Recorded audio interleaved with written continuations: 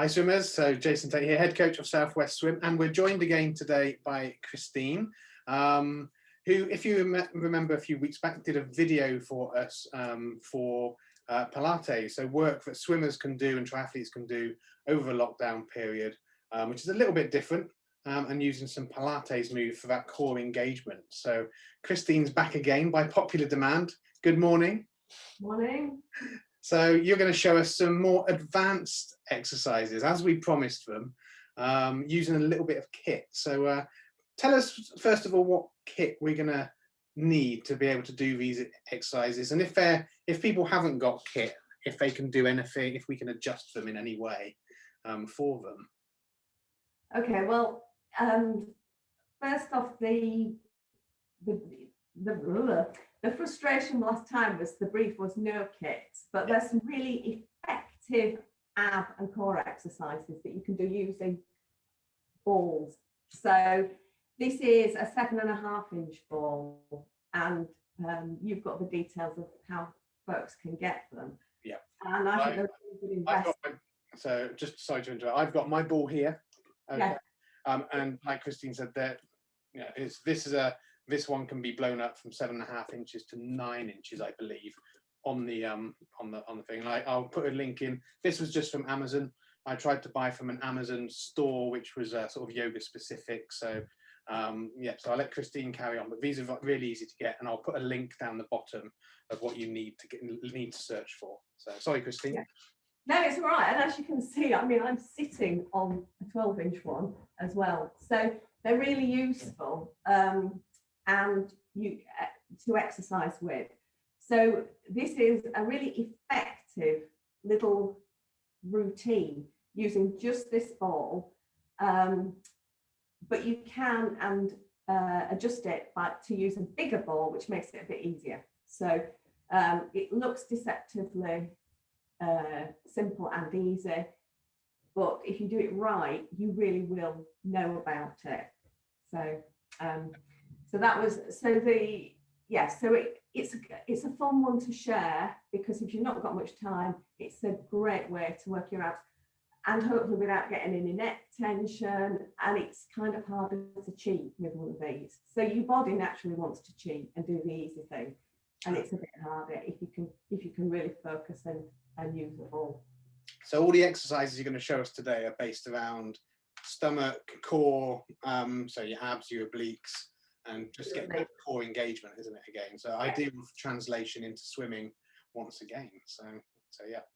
Because it's that wiggle down the pool. Yeah. And to avoid that, these guys are working, that sideline position. These are working when you do the sideline. So yeah. Excellent. And after last time, you've done the session yourself, but those exercises were really useful and they got really good feedback. And we've been using those in our dryland sessions as well. And adapting them to our swim cord, some of our swim cord routines. So yeah, don't be surprised to see some of these appearing maybe in the next couple of weeks in our live social sessions with the swim cords. So, yeah, I also thought that most people might have them. Maybe even an old football, you could try it with it. I have no idea. It doesn't need to be a special ball. So shall I start? Yeah, start away. Yeah. I'll just mention with the ball, cost-wise, my ball was about, I think, £6. So it's not going to break the bank, and they'll probably last for a while. So the way they're quite squishy, aren't they? Have I got that right in how to pump them up? So they should be quite soft, like a pillow. No, you can do it you can get as much air in as you can. That one's really hard. So it's just different. It's just what you want to do. If you put the less air you put in, the harder it's going to be for this. So I would say pump it up to start with. Right, this is going to be pumped up again later. Yeah. So I think the easiest. So what we're going to do is we're going to go move the ball up your spine in different positions, working with your abs. I'm going to start with the ball against your sacrum. So your sacrum is that triangular shaped bone that joins the two bits of your pelvis. So it sits there. And I think the easiest way to sort of get to that position is you put your hands behind you, kind of lift up and then roll back down. So you know it's really in there. And then what I've got to be careful of is I don't want my knees too near because I don't want my legs to do the work. And I also don't want to be collapsing. So I've got to lengthen up. The other thing to watch is your neck. So if I start to look up at the ceiling, because I'm working hard, I will activate my neck extensors, and they're the ones that get nasty and tight. So a good cue for this is to gaze towards your knees, because then, although your spine is lengthening, you're keeping that connection at your throat, which keeps your neck in a good position. Right. And that's good for your alignment, isn't it, as well? Just getting into that position. Yeah. Rolling that as well. So I've got my feet hip width apart. I'm lengthening up. My shoulders are active. They're not just, So I've got my mind's eye where that ball is. So I'm just going to breathe in as if I'm inflating that part of my body down there. Right. And as I exhale, I'm pushing through my abs into the ball. Inhale, exhale, inhale. And it should look like you're just rising up a bit from the ball and pushing down. What I don't want to do is that, because again, I can feel my legs working there.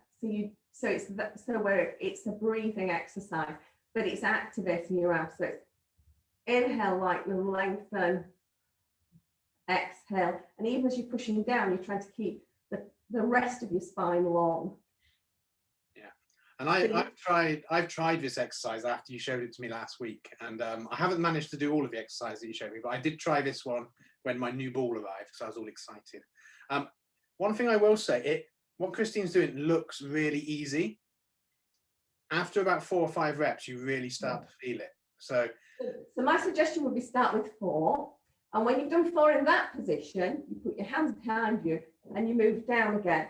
So this time the ball is in my lumbar, so it's about level with my waistband, and you come back to that position again. So now holding yourself steady in this position might feel a bit harder.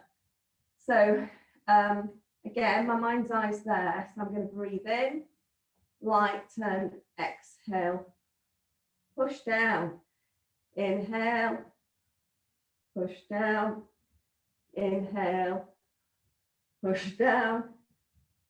And then that's 4. Obviously, you can do more. Yeah. But to start with, just see how you go. Then you put your hands behind you again. You move down again.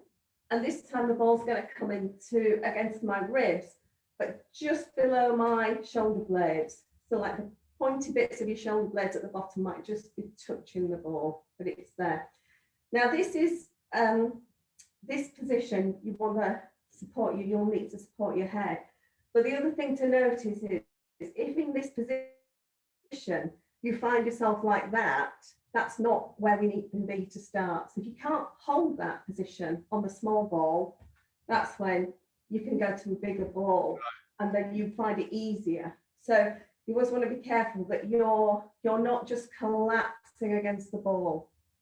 So from there, we're going to do the same thing again. Breathing in, exhale, sink. Breathing in, exhale, sink. And I can feel my abs working and my body's sort of shaking as I'm doing that. Just that breathing. And then, so that's 3 different positions. And then we're going to change. So still in this position, we're going to add in some extension, so some flexion backwards, which is good for our back mobility. Yeah. So we're going to breathe in to lighten. And on the exhale this time, I'm going to curve my upper back round the ball, sinking into the ball. Inhale there, and then I'm going to peel it back to neutral. And then inhale, and this is when we're really working. So I'm sinking, and as I go back, I want to be careful that it's my spine my thoracic spine that's moving, not my neck again. So just, you know, we don't want to be doing that. It's tempting to kind of feel like you've gone further if you use your neck extensors, but it's really, we want to keep that connection there. So does that kind of feel like you're stretching from that position? I've not done this one, so Yeah. at the moment, does that feel like it's when you're going back, but you're stretching the front of the chest more than the... If you're tight there, you might get stretch, especially if you keep your arms wide, but it's also increasing, you know, your mobility of your upper back, because oftentimes we're slumped at a desk. So actually getting that extra width and mobility there is a really good thing to do. So just on that note, Christine, when you're doing that one, say somebody who's sat at a desk all day and they're hunched over and their back is quite stiff, I'm guessing they should take that movement quite gradually. Yeah, I mean the idea is that you're just curving your spine around. So, and the danger is that you use your neck. We all often, when we're trying to extend, we overuse our necks.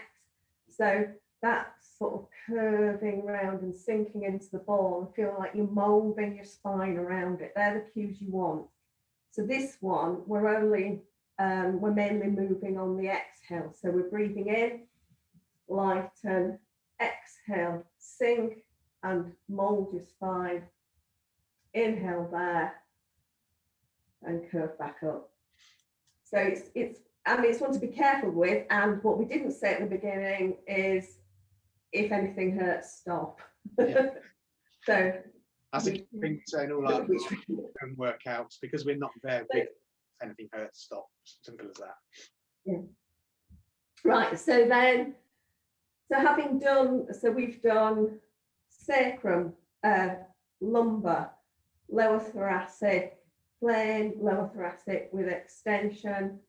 And then what we can do then is we can rotate.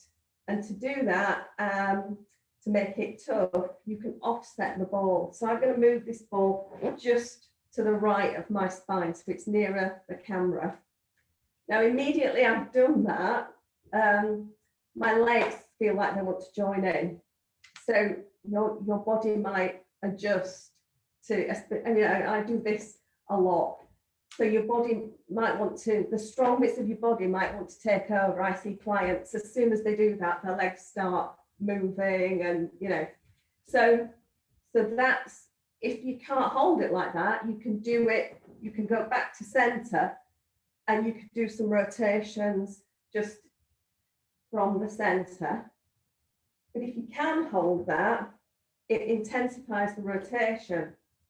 So now I'm going to breathe in, and on the exhale, I am rotating towards the ball. Inhale, center, exhale, rotate, center, exhale, rotate, and sink a bit, center, rotate, and sink a bit. And obviously things that can go wrong is we can pull on our heads and things like that, but we're just trying to hold, support that neck a little bit, keep the elbows wide, and avoid the legs moving. Yeah, it's interesting you say about the legs, because when we started doing these on the last video, the whole aim was to one specific point of when people come back into the pool, they cross over. Now with a crossover, that's where your hand is reaching over across.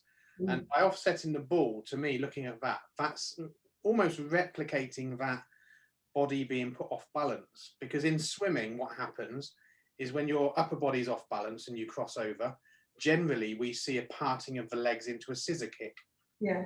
So what you've just explained there, that could be really beneficial for that core engagement and that balance issue when people get back into the pool.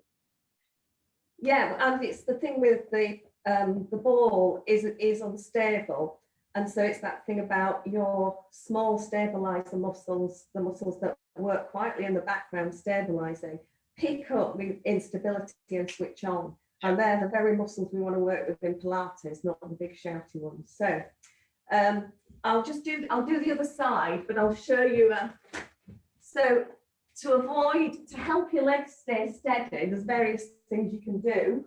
if you you could use another ball in there, or most people have got flex bands.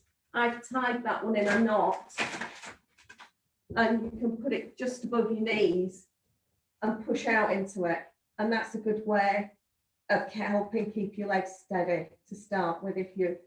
So what I've just done is I've moved that ball to the other side, so it's still at the same height, just below my shoulder blades.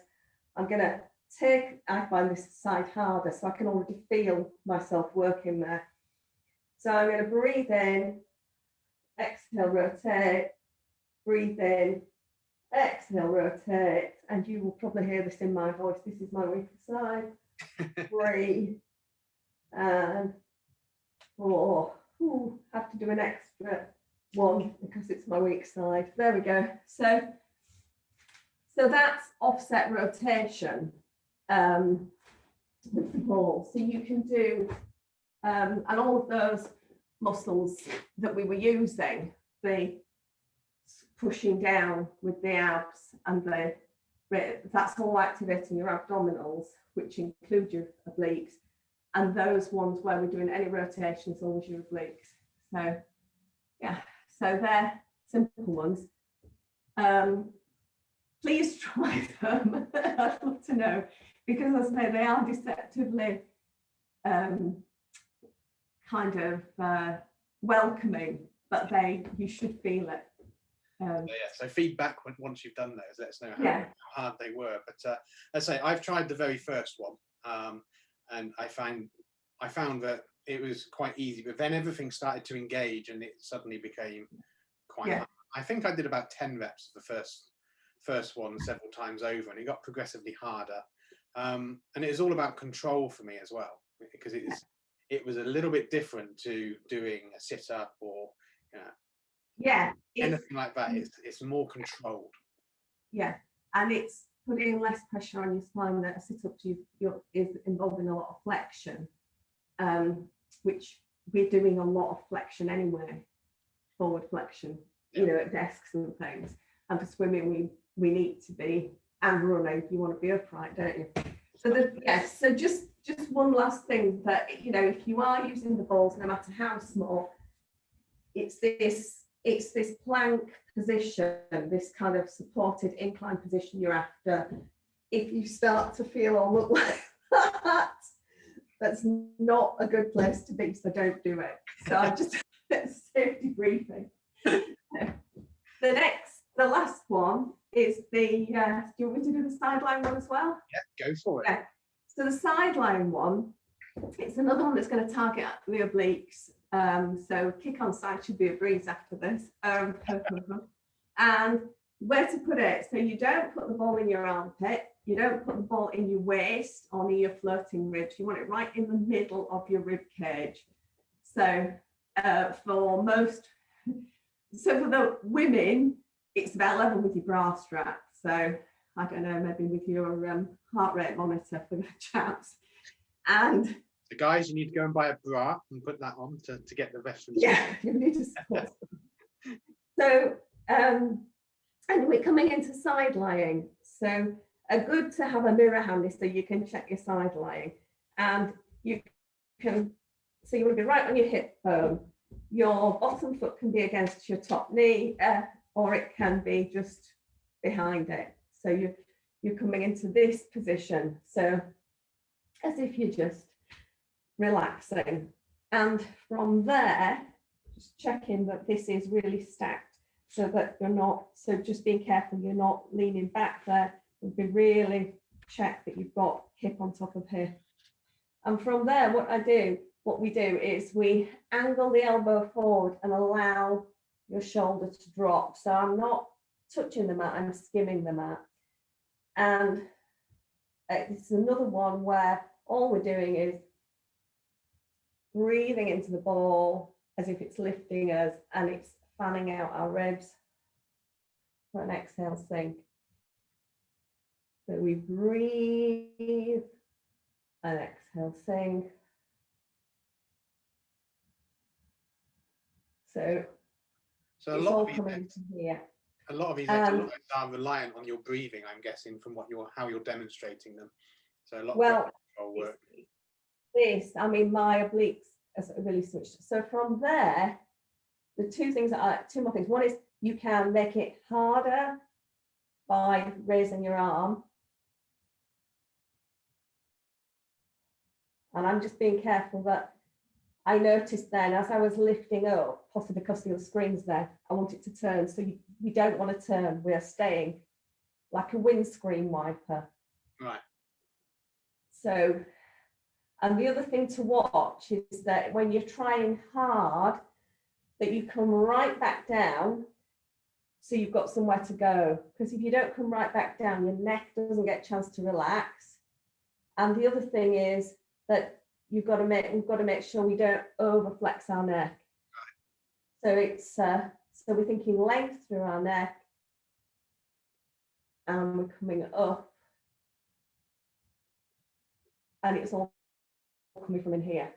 So that one again looks easy, but if you do them, I can have them pink now. You will feel them in your oblique muscles, and you'll benefit from them, and especially with the extra, the extra weight of your arm. Yeah. I think that for most people that will provide quite a good oblique workout. Okay. And the other thing you can add on to that, in that same position, get a really nice stretch. So from there, breathing in, breathing out. So you can use that same position to really get a nice. It's like a finishing movement. Yeah. Yeah. So you mentioned your legs. You can have your leg under, like you've got it there, or just in front. Is one of them sort of harder than the other? Is there a beginner's and an advanced stage of that, or is it just comfort? No, I think it's just what feels best for you. I normally teach that, and I was checking it today, and the demonstration is like that. So I kind of tried it. I think that's probably a bit easier, but I think that it's better to. I think you can get better aligned like this, because if I put my foot against my knee, there's a danger my knees going, my whole hips going backwards slightly. So I think that's probably having it behind, having the bottom foot slightly behind means you're in a more neutral spine. Yeah. Without your hip opening up. So we've got sort of 5 or 6 exercises there, plus a stretch at the end, and it looks like that's going to target everything. And you could probably do that in quite a quick little routine to fit it into your day, couldn't you? Oh yeah, it's short and it's really effective, and it's a real favorite with my clients that if we take a couple of weeks off in the old days when we used to have holidays and things, take a couple of weeks off and then come back to it, that will be the one where they say, oh my goodness, yeah. I can tell I've not done that for a couple of weeks. So that it is worth having a crack at, and there is I think I know I've nailed and pointed out the things that can go wrong. So if you're not feeling it in your abs, just have a check through that you're not using your legs. Yeah. And that it's really. And one thing I've been saying along form lines in our dryland workouts is, if it doesn't feel right, like Christine said, stop. Also, it's beneficial if you can film yourself. If things are constantly not feeling correct, film yourself or watch yourself in the mirror and see if you can see what's going wrong in your form, because it can be quite eye-opening when you film, as I found out last time, because I did a couple of takes of some of them, because what I felt I was doing when I watched the video back, I had to do it again because it wasn't quite there. So that's a little method we've been using and saying to do in our dry side workouts. If it feels wrong constantly, film yourself and play it back and see if you can work out what in the form is going wrong. Yeah, I mean, that's the thing, that's the sadness, that really that's what a good instructor can do, is help you through, you know, they can see you move and see if you're not doing it. And without that face to face these days, it's harder. Absolutely, it's harder, and you're kind of relying on people being left to their own devices. So yeah, literally. At least we've got the devices. Exactly. Well, thank you for showing us through those. That was really good. So that kind of puts everything. The reason I'm kind of interested in this yoga and Pilates area that I'm kind of finding myself going towards for small chunks of my week for exercises, I can see the benefits of it being relating to swim, and certainly with all those exercises there, it's working exactly the bits we want to work on for the points we're going to be looking at when we get back in the lakes and pools eventually, whenever that may be. So yeah, thank you for showing us through those again. Have you got any sort of tips to finish off with regards to those, or is it all been covered? No, I think it's obviously do the other side. I've not done the other side, have I? That is the only other thing with the sideline one, is that it's quite easy to, even though you've got it in the right position, you know, it's not in your armpit, it's not at your waist. If you get it slightly, depending on your body geometry, you know, your sort of length from shoulder to waist, if you've got it slightly, if it feels like completely impossible, just try a little half-inch move, right, or one way or the other, because I know, you know, because it can make a huge difference on that one. So so by moving up a little bit, I've made that much easier myself. So with that side one, is it better? Is that one better regardless of your body shape with the smaller ball? Well, that's as hard as it's going to get. You know, the smaller the ball, the harder it's going to be. If you find it really difficult, you can obviously use that one. But it's harder to get much flexion down to start. But you can see there, that's so much easier. Yeah. So with the bigger ball, that one becomes more easier to do because you've not got the range of motion to start with. Well, you can, because you've got more places to go to. Yeah. So but it's so if you struggle with that one, use a bigger ball. Yeah, you can experiment and do but the basic exercises are the same.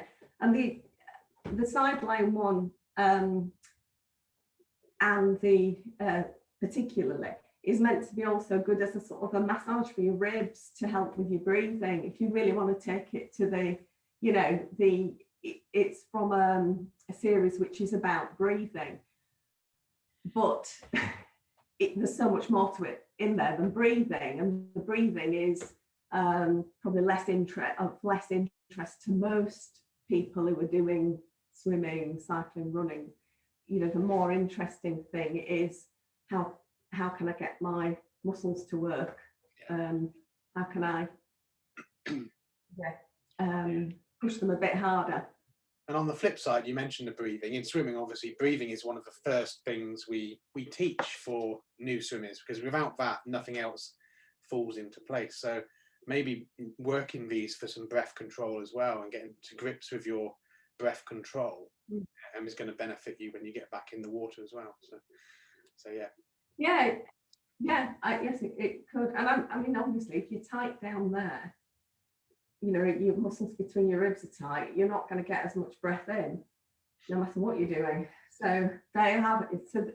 So you know, in Pilates, it's meant to be a way of releasing your muscles to help your breathing, as well as working your abdominals. Yeah. A bit of an all-rounder.